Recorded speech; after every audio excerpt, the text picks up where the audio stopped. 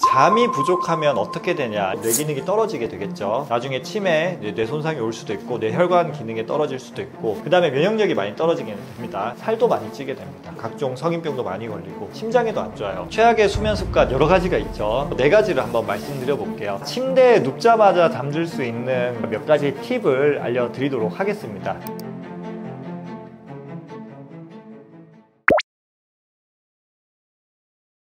잠이 부족하면 어떻게 되냐, 이게 환자분들이 오히려 먼저 알고 저한테 와서 물어보는 경우가 정말 많이 있습니다. 이렇게 못 자면 어떡하냐, 이거 나중에 치매 온다던데, 나중에 문제 생긴다던데. 예, 맞습니다. 잠이 부족하면 문제가 생기는 거는 이제 사실 예전에는 잘 몰랐습니다. 이게 연구하기가 생각보다 좀 까다롭거든요. 수면의 시간을 평가해서 그 수면에 영향을 미치는 게, 우리가 뭐 하루 이틀 잘 못 자면 낮에 피곤하다, 이거는 너무 즉각적으로 반응을 하지만, 우리가 지금 오늘 얘기하려고 하는 거는 좀 장기적인 효과, 그러니까 잠을 적게 잤을 때 그게 이제 몇 년, 몇십 년 후에 뭐 치매가 온다든지, 뭐 뇌졸중이 온다든지, 뭐 혈관 질환이 안 좋다든지, 뭐 이런 얘기를 지금 하려고 하는데, 이게 평가하기 어려워서 그동안에 잘 안 알려져 있다가 최근 한 10년, 20년 사이에 이제 수면의학이 급격하게 발달하면서 불면증 혹은 수면 부족이 건강에 안 좋다는 게 정말 많이 밝혀졌습니다. 뭐 여러 가지가 안 좋은 게 있지만, 잠을 자는 장기는 사실은 뇌가 제일 중요하잖아요. 물론 다른 장기들도 다 잠을 자기는 합니다. 심장도 훨씬 더 느리게 뛰고요. 근데 뇌가 휴식을 취하는 게 우리 잠의 제일 중요한 기능 중에 하나입니다. 잠을 적게 자면 반대로 뇌 기능이 떨어지게 되겠죠. 그래서 집중력이 떨어진다든지 기억력이 떨어진다든지, 나중에 치매, 뇌 손상이 올 수도 있고 뇌혈관 기능이 떨어질 수도 있고, 감정 조절 기능, 특히 렘 수면이라고 하는 것이 이제 꿈꾸는 잠이거든요. 꿈꾸는 잠의 여러 가지 좋은 기능 중에서 이제 기억을 강화하는 기능과 감정을 순화하는 기능이 있어요. 그래서 뭐 수면 무호흡이 있다든지 다른 이유로 렘 수면이 줄어들게 되면 뭐 낮에 짜증을 많이 낸다든지, 그러니까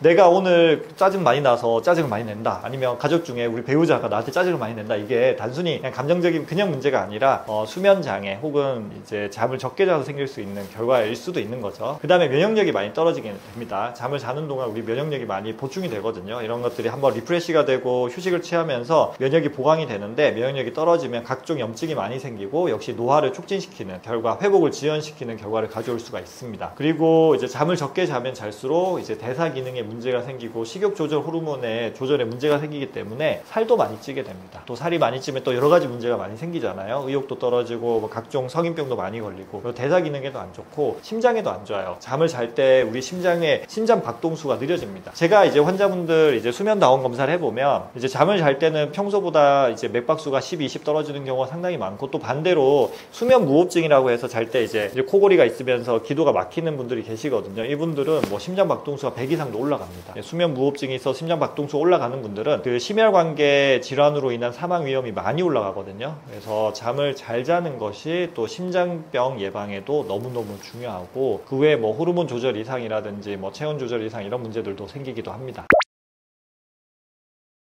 현대인들은 수면이 정말 문제가 많습니다. 이거 진짜 제가 느끼는데, 제가 처음 신경과 의사를 하던 시절에는 뭐가 없었냐? 스마트폰이 없었습니다. 그때 스마트폰이 나오기 전이었어요. 그래서 제가 처음에 할 때는 스마트폰과 관련된 문제가 없었는데, 이제 스마트폰이 우리나라에 들어온 지 한 15년이 이제 넘었거든요. 그래서 본격적으로 들어온 지 약 15년 정도 됐는데, 그러면서 여러 가지 문제가 많이 생기죠. 스마트폰으로 인한 문제가 생기는데, 제가 보기에 단연코 제일 문제가 되는 것은 이제 수면 장애라고 생각을 합니다. 많은 분들이 습관이 어때요? 저도 이제 그렇게 안 하려고 노력하는데 이제 종종 그렇게 됩니다. 우리가 피곤하고 지치니까 눕고 싶은 거죠. 누운데 또 자기는 싫은 거예요. 또 재미난 것도 보고 싶고, 그래서 누워서 스마트폰을 정말 많이 봅니다. 그래서 누워서 보는 스마트폰이 이제 몇 가지 안 좋은 점이 있는데, 첫 번째로는 빛이 너무 강해요. 그래서 천장에서 내리쬐는 이 간접 등보다 눈으로 직접 쏘는 이 스마트폰의 뭐 LED 광선이 수면 호르몬을 분비를 억제해서 수면을 방해한다고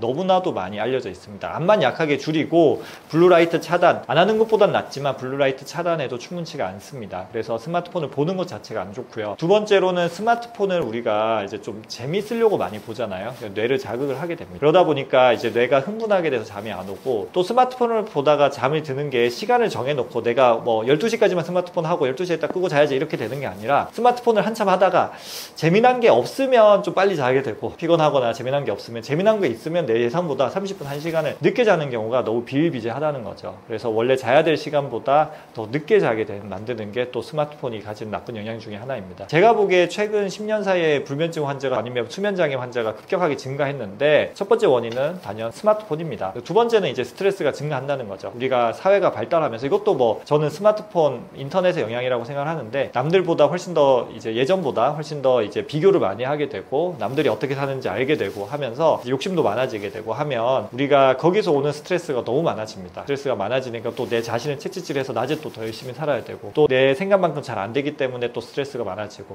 이러한 스트레스가 많아지게 되면 우리 뇌는 어떻게 돼요? 각성을 하게 됩니다. 스트레스는 어떻게 생각하면 우리 몸에는 내 생명이 위험한 순간이라고 생각을 하시면 돼요. 우리 신경계나 이제 우리 인체는 거의 원시시대 때 거의 진화를 해왔거든요. 그래서 그때는 제일 중요한 게 뭐예요? 내가 죽고 사는 문제란 말이에요. 음식을 구할 수 있냐 없냐, 아니면 위험한 사자가 쫓아오냐 안 쫓아오냐. 스트레스 반응이라는 거는 그래서 우리 몸에는 너무 위험한 상황입니다. 그래서 그런 스트레스 반응이 있을 때는 어떻게 되냐? 잠을 못 자겠죠. 언제 사자가 튀어나올지 모르는데 잠을 잘 수는 없잖아요. 그래서 그러한 상황이면 우리가 잠 들기도 힘들고, 잠을 들더라도 자주 깨고, 혹은 아침 일찍 깨게 됩니다. 또 이런 분들이 많이 하는 얘기가 뭐냐? 꿈을 많이 꿔요 라는 말을 정말 많이 합니다. 꿈을 많이 꿔요. 나는 꿈을 너무 많이 꿔서 이상해요 라고 얘기를 하거든요. 꿈을 많이 꾸는 이유는 뭐냐 그러면, 실질적으로 그런 분들을 수면 다원 검사를 해보면 꿈꾸는 잠은 줄어들어 있어요. 수면의 질이 떨어지기 때문에 꿈꾸는 잠은 줄어들어 있는데, 제일 좋은 건 뭐냐 그러면, 꿈을 충분히 꾸고 전체 잠의 뭐 20% 전후 정도 충분히 꾸고, 대신에 그거를 기억하지 못하는 게 좋은 거예요. 그게 좋은 잠인데, 꿈을 뭐 20%가 아니라 더 적게 꾸면서도 그걸 다 기억을 하는 거예요. 그러면 나는 꿈을 많이 꿨다라고 생각하는 거죠. 그러니까 다른 말로 이제 수면의 질이 많이 떨어졌다라고 생각을 하시면 됩니다. 중간에 자주 깨다 보니까 꿈을 많이 기억하는 거죠. 그래서 이제 스트레스는 수면의 양도 줄이지만 수면의 질 저하를 유발해서 우리 잠을 많이 방해합니다. 그리고 또 중요한 게 불규칙한 생활이죠. 이건 아까 스마트폰이나 이런 거랑도 좀 연관이 있는데, 뭐 재미난 게 요새 워낙 많다 보니까 뭐 하다가 좀 늦게 자게 되고, 늦게 잤으니까 또 늦게 일어나게 되고, 근데 또 평일에는 회사에 가야 되고 뭐 학교에 가야 되고 하니까 또 일찍 일어나야 되고, 이러면서 잠이 불규칙해집니다. 불규칙해지면 또 문제가 뭐냐 그러면, 수면 호르몬이 이제 우리가 줄다리기를 생각을 하면 동시에 영차 당기면 줄을 빨리 세게 당길 수 있지만, 우리가 뭐 각자가 다른 타이밍으로 당기면 줄을 세게 당길 수가 없잖아요. 그러니까 수면 호르몬이 좀 이제 규칙적으로 잘 분비가 돼야지 충분히 분비가 되면서 잠도 잘 자고 또 잠의 질도 좋아지는데, 그게 아니라 이렇게 분비가 되니까 밤에는 잠을 잘 못 자고, 또 반면에 낮에 수면 호르몬이 자꾸 분비가 되면서 낮엔 또 피곤하고, 이런 문제가 생기는 게 불규칙한 생활 습관의 제일 큰 문제가 되고, 또 말씀드릴 게 이제 카페인, 술 이런 먹는 거죠. 이제 커피는 뭐 아침에 한 잔 정도는 일반적으로 괜찮다라고는 하긴 하는데, 그래도 저는 불면증 환자분들한테 끊으라고 얘기하거든요. 또 한 잔이 아니라 여러 잔 마시는 분도 있고, 이따만하게 해가지고 뭐 이 정도 되는 거 커피 마시는 분들도 있고, 그래서 커피를 이제 또 직장인분들이 많이 마시잖아요. 이게 노동을 위해서, 내 자신을 채찍질해서 더 열심히 일하기 위해서 커피를 많이 마시다 보니까 또 잠을 많이 방해하게 되고, 또 술은 또 이제 잠을 못 잔다고 술을 드시고 잠을 주무시는 분들이 계세요. 술 마시면 잠이 잘 온다. 근데 알고 보면 술은 잠 드는 건 도와주지만 수면의 질을 방해합니다. 그래서 오히려 더 피곤하게 만드는 게 또 술이 만드는 역할이고, 또 실내에만 있다 보니까 낮에 충분한 햇빛을 못 쬐줘가지고 또 수면 호르몬 밸런스에 문제를 일으켜서 또 잠을 잘 못 자기도 하고, 또 실내에만 있다 보면 운동이 또 부족해지면서 활동량이 줄어드니까 몸이 덜 피곤해서 또 잠을 못 자기도 합니다. 이런 것들이 다 이제 현대인들에서 잠을 방해하고, 또 최근에 불면증, 수면장애가 급격하게 늘어나게 되는 원인이라고 할 수가 있겠습니다. 최악의 수면 습관 여러 가지가 있죠. 근데 그 중에서 제가 꼭 얘기 드리고 싶은 거 4가지를 한번 말씀드려 볼게요. 첫 번째로 이제 제일 나쁜 습관은 바로 침대에서 스마트폰 하는 겁니다. 아까 얘기했던 대로 침대에서 스마트폰을 하면 빛의 문제가 있고, 또 뇌를 자극하기도 하고, 또 원래 계획했던 것보다 훨씬 더 늦게 자게 만드는 효과를 가져오기 때문에 침대에서 스마트폰 하는 거는 절대적으로 금지해야 됩니다. 그래서 온 가족이 다 같이 거실에서 충전하는 것을 추천드립니다. 스마트폰을 아예 방에 가져가면 손 닿는 거리에 감지면 나도 모르게 가게 됩니다. 저도 마찬가지예요. 저도 카메라 앞에서 말은 이렇게 해도 저도 옆에서 놓고 자면 나도 모르게 아침에 깨자마자 본다든지 자기 전에 보게 되거든요. 그래서 저는 가능하면 저희 가족들은 다 거실에서 이제 충전하도록 하는데, 잘 안 될 때도 있습니다. 그래도 스마트폰을 아예 방에 가져 들어가지 마시고, 방이 하나밖에 없다, 뭐 거실이 없다 라고 하면 손 안 닿는 곳에 저 멀리 놔두셔야 됩니다. 지난번에 TV에서 보니까 이제 충전선을 뭐 2m, 3m짜리를 사가지고 콘센트가 멀어도 누워서 스마트폰 할 수 있는 시스템을 만드는 게 좋다 이렇게 얘기하시는 연예인분도 계셨거든요. 근데 이제 수면의학적으로는 그렇게 하지 않는 게 좋습니다. 두 번째로는 이제 술 마시는 습관이죠. 이제 잠들기 위해서 내가 꼭 뭐 와인 한 잔, 맥주 한 잔 마셔야지 잠을 잔다. 와인 한 잔은 건강에 좋은 거 아니에요 이렇게 얘기하시는 분들이 있는데, 오히려 이제 잠에 그러니까 질 좋은 잠을 자는 것을 방해를 합니다. 그래서 또 이제 알코올 때문에 문제가 생기기도 하고 양을 또 조절하기도 힘들잖아요. 그래서 차라리 수면제를 먹더라도 안정제를 먹더라도 술을 통해서 잠을 유도하는 행위는 정말 나쁘다고 할 수가 있습니다. 세 번째는 이제 불규칙한 생활 습관인데, 불규칙한 생활 습관이라고 하면 평일에 늦게 자는 것도 있을 거고, 또 주말에 늦게 자는 거,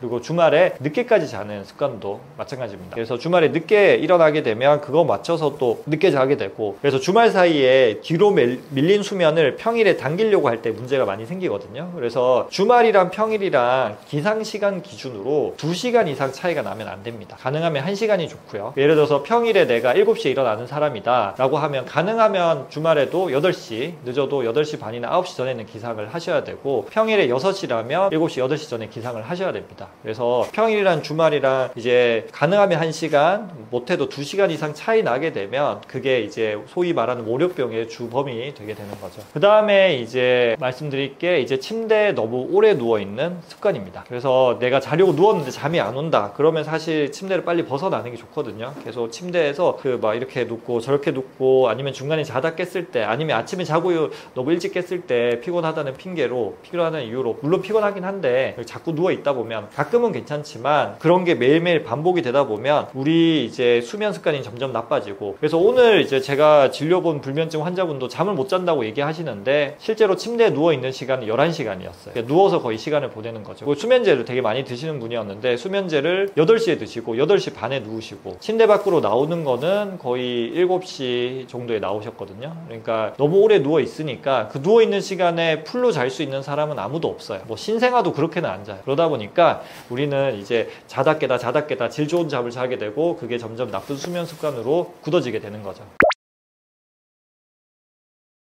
불면증 환자분들하고 이렇게 얘기를 나눠보면 이제 공통적으로 관찰되는 좀 특징들이 있거든요. 그래서 이제 급성 불면증, 예를 들어서 내가 갑자기 잠을 못 잤다, 최근에 뭐 잠 못 잔 지 한 달 됐다, 이런 분들은 이제 뭔가 이유가 있는 분들이 제일 많죠. 스트레스 이유죠. 그래서 뭔가 변화가 있거나 스트레스가 있어서 잠을 이렇게 좀 단기간 못 자는 분들이 많은데, 이제 만성 불면증으로 넘어간 사람들, 적어도 한 달 혹은 석 달 이상 잠을 잘 못 주무시는 분들은 보면 이제 스트레스 요인은 이미 해결된 경우가 많아요. 내가 뭐 직장 문제, 뭐 건강 문제, 뭐 돈 문제, 가족 문제 이런 걸로 잠을 못 잤는데, 이제 몇 달이 지나면 그게 해결이 되거나 아니면 좀 익숙해져서 이제 그거에 대해서는 내가 크게 신경 안 써요, 그렇게 스트레스 받지 않아요 라고 얘기하시는데, 지금 제일 문제는 잠을 못 자는 거예요. 즉 잠에 대한 스트레스가 그 어떤 스트레스보다 많은 거죠. 그래서 잠에 대해서 과도하게 걱정하시는 분들은 만성 불면증으로 넘어갈 확률이 급격하게 올라갑니다. 내가 뭐 갑자기 스트레스 받고 일이 있어서 잠 못 자다가도 아이 뭐 이것만 해결되면 잠 잘 잘 수 있을까 좀 무던하게 넘기시는 분들은 불면증으로 덜 넘어가고요. 근데 이렇게 못 자면 어떡하지? 또 제가 아까 그런 말 했잖아요. 잠 못 자면 치매 걸린다 이런 얘기 하니까, 그때부터